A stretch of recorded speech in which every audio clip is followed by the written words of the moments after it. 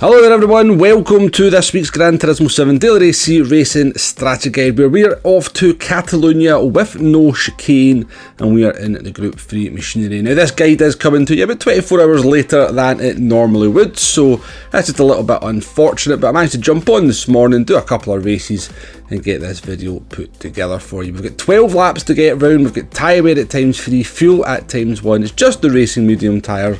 There is a mandatory pit stop in there, BOP is on, damage is light, it's a rolling start, and slipstream is custom, which is something I'll try my very best to not talk about too much in a negative manner.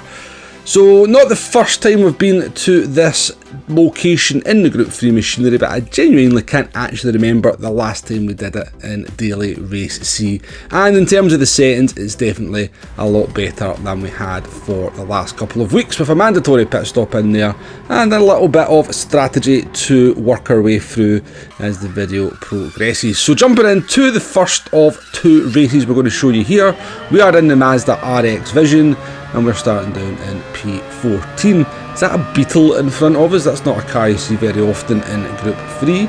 So come down into turn 1 here, you can see we're closing up on, I think it is a Beetle as well. We are closing up on that Beetle quite dramatically into turn 1. We take a little bit of a peek, but we're not going to go for the move there. I genuinely never really go for a move into turn 1, even if I get a much better launch than the car in front. I feel it's just a little bit unfair, if I'm going to be perfectly honest with you, because the cars all start a little bit different, and it's not really the fault of the driver in front that their car has started off a little bit slower. But once we come into turn 2 and so on, it's all fair game as the pack starts to jostle for position here. So this first strategy we're going to run, we are going to do the no tyre change strategy. We are going to pit either at the end of lap 1 or lap 2, depending on how the race unfolds, making up a position there as somebody gets ushered out wide. And then we're going to go side by side into this tricky, I guess this is a chicane here a little bit now. Ooh, a little bit of contact with the Renault, I believe. And all is well and good there. We go up the inside of the Renault, we kind of get on the curb. I'm not entirely sure what happened, that we just about managed to save the car. It was touch and go, I must admit, and that is not an ideal start. I don't know if there's a little bit of contact there that helped me kind of round or not, or whether it was just the Mazda doing some Mazda things. So coming to the end of lap 2, obviously we'd opened up a little bit of a gap there to the cars in front.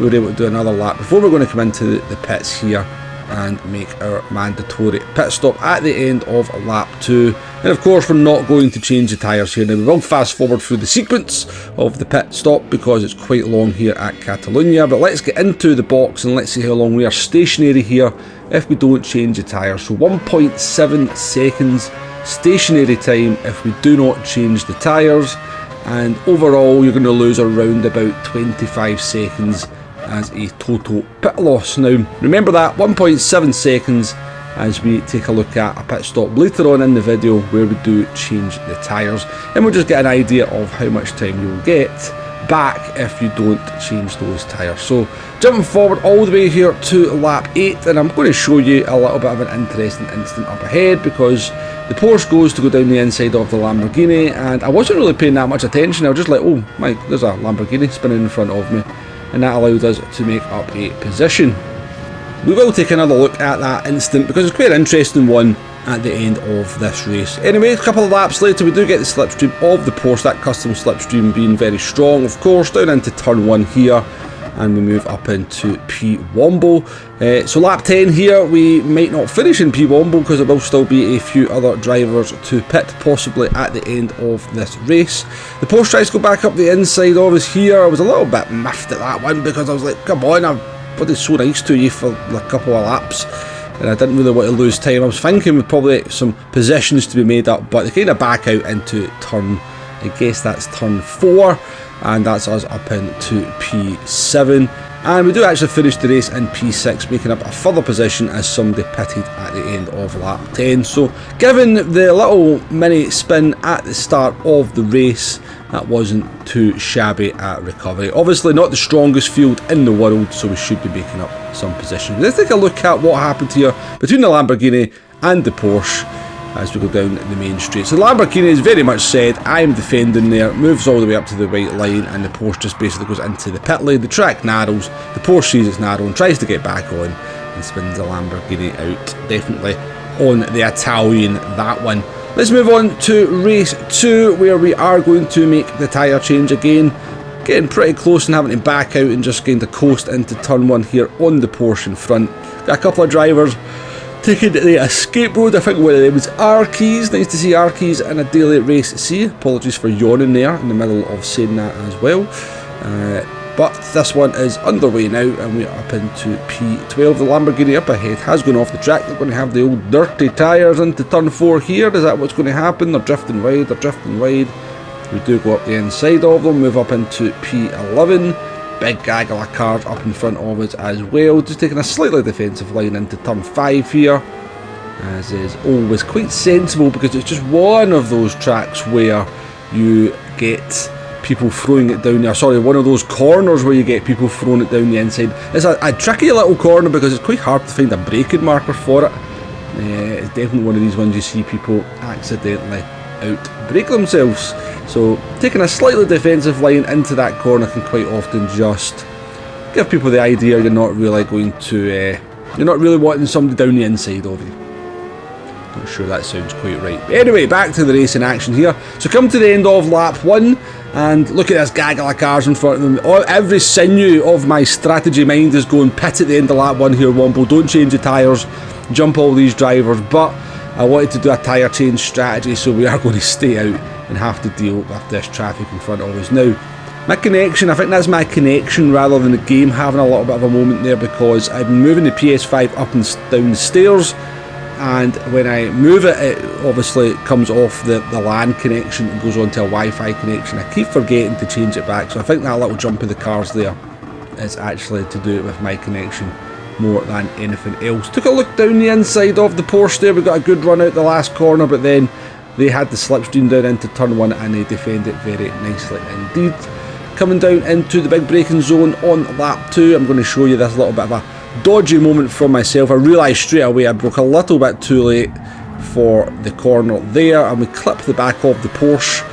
We just broke in a straight line though. We knew contact was inevitable. Had we tried to kind of go into the corner, the contact would have been a lot heavier, so we just broke in a straight line and managed to minimise the contact on the Porsche driver there. But at the end of lap 3, I'd had enough and I decided I'm coming into the pits and I will change the tyres. Now remember, 1.7 seconds was our stationary time for not changing the tyres, 4.6 seconds if you do change the tyres. So there is a difference of 2.9 seconds and your total pit loss is going to be 28 seconds. So changing the tyres will cost you just a shade under 3 seconds, and that is the saving that you will make.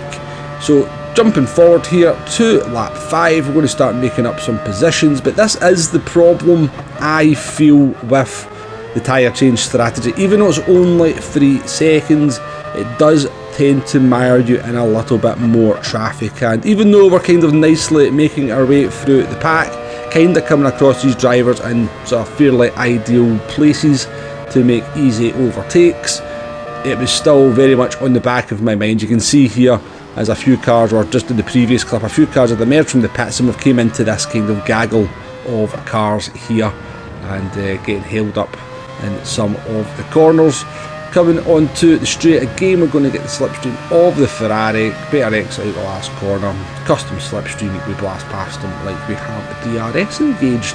That moves us up into P1, and on the last lap we managed to put it down the inside of Lawford here. We just kind of had a wee nose, kind of broken our normal position. I think they were struggling with the tyres a little bit, having pitted on the last lap. That allows us to go up the inside, move up into P5, and that wasn't too bad a result. So actually, given we did change the tyres, it's a toss-up, isn't it? You know, there's not a lot between the two strategies. You are going to have slightly better tyres at the end, and with this track and that long straight and the custom slipstream, it is possible to overtake other drivers if you do have a significant advantage. So let's just finish off the video with a closer look at your strategy options. So tyre change strategy, you can pit between laps 3 and 6, change your tyres. It's going to cost you around about 3 seconds over people who are not changing the tyres, possibly some track position, but you will have grip and pace as the race ends over the non-changers. The no tyre change strategy, you can make your mandatory pit stop any lap, don't change the tyres. You will save 3 seconds over people who do change the tyres, but you're going to have not the best grip and pace as the race ends. Depending on how good you are on the tyres, what car you're using is really going to be a toss-up between what of these strategies you're going to do. My sort of thoughts are that if you were able to run both these strategies in clean air, no traffic, nothing interfering with your pace, the finishing time is literally going to be within around about 1 second.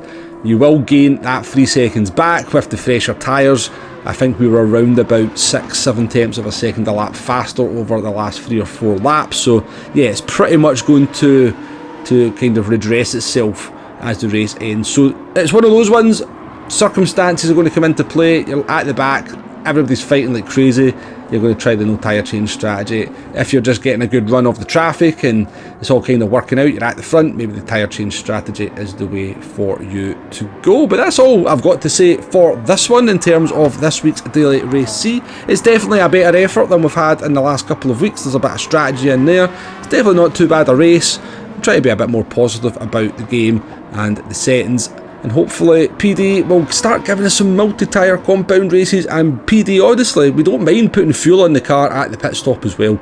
Just a little penny for my thoughts. But thank you very much for watching, folks, and I will catch you on the next one. Goodbye now.